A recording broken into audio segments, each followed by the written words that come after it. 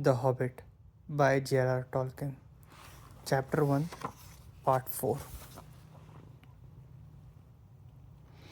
Where else should I be? Said the wizard. All the same, I am pleased to find you remember something about me. You seem to remember my fireworks kindly, at any rate, and this is not without hope. Indeed, for your old grandfather Took's sake, and for the sake of poor Belladonna, I will give you what you ask for. I beg your pardon, I haven't asked for anything. Yes, you have. Twice now. My pardon. I give it to you. In fact, I will go so far as to send you on this adventure. Very amusing for me, very good for you. And profitable too, very likely, if you ever get over it. Sorry, I don't want any adventures, thank you. Not today. Good morning. But please come to tea any time you like. Why not tomorrow? Come tomorrow. Goodbye. With that, the hobbit turned and scuttled inside his round green door and shut it as quickly as he dared, not to seem rude. The wizards, after all, are wizards. What on earth did I ask him to tea for? He said to himself as he went to his pantry. He had only just had breakfast, but he thought a cake or two and a drink of something would do him good after his fright. Gandalf, in meantime, was still standing outside the door and laughing long but quietly. After a while, he stepped up and, with a spike on his staff, scratched a queer sign on Hobbit's beautiful green front door. Then he strode away, just about the time when Bilbo was finishing his second cake and beginning to think that he had escaped adventures very well. The next day he had almost forgotten about Gandalf. He did not remember things very well unless he put them down on his engagement tablet, like this: Gandalf Tea Wednesday. Yesterday he had been too flustered to do anything of that kind.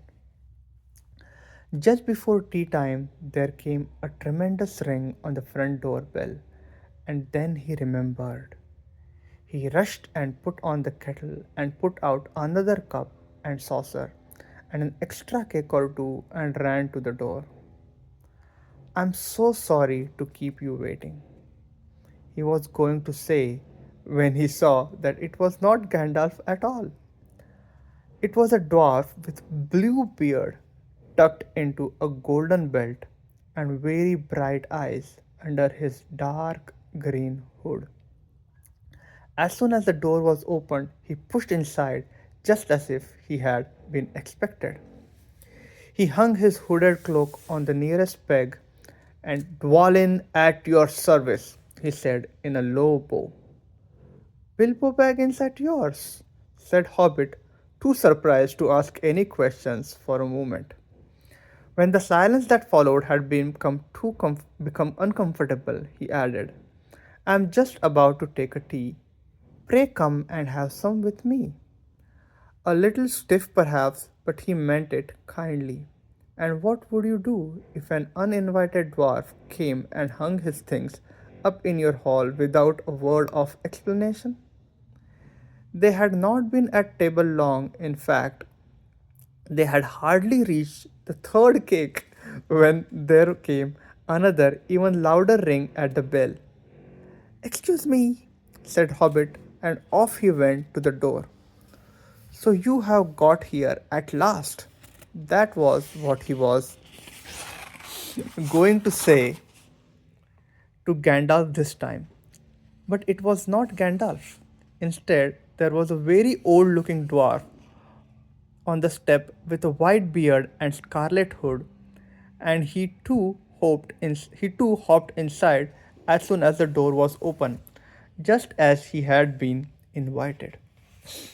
I see they have begun to arrive already, he said when he caught sight of Dowlin's green hood hanging up. He hung his red one next to it, and Balin at your service, he said, with his hand on his breast. Thank you, Bilbo said with a gasp. It was not the correct thing to say, but they have begun to arrive had flustered him badly. He liked visitors, but he liked to know them before they arrived, and he preferred to ask them himself. He had a horrible thought that the cakes might run short, and then he, as the host, he knew his duty and stuck to it, however painful he might have to go without. Come along in and have some tea, he managed to say after taking a deep breath. A little beer would suit me better if it is all the same to you, my good sir, said Balin with a white beard. But I don't mind some cake. Seed cake, if you have any. Lots, Bilbo found himself answering, to his own surprise, and he found himself scuttling off too, to the cellar to fill a pint beer mug, and then to a pantry to fetch two beautiful round seed cakes which he had baked that afternoon for his after supper morsel.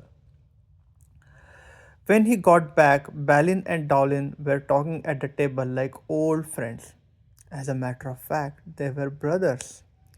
Bilbo plumped down the beer and cake in front of them when loud came a ring at the bell again, and then another ring. Gandalf for certain this time, he thought, as he puffed along passage. But it was not. It was two more dwarfs, both with blue hoods, silver belts, and yellow beards, and each of them carried a bag of tools and a spade. In they hopped as soon as the door began to open. Bilbo was hardly surprised at all. What can I do for you, my dwarfs? He said. Killy at your service, said the one, and Philly, added the other. And they both swept off their blue hoods and bowed. At yours and your families, replied Bilbo, remembering his manners this time. Dowlin and Balin here already, I see, said Killy. Let us join them along. Throng, thought Mr. Baggins. I don't like the sound of that. I really must sit down for a minute and collect my wits and have a drink. He had only just had a sip in a corner while the four dwarfs sat round a table and talked about mines and gold and troubles with goblins and the depredations of dragons and lots of other things which he did not understand and did not want to, for they sounded much too adventurous. When ding dong, a ling lang, his bell rang again, as if some naughty little hobbit boy was trying to pull the handle off.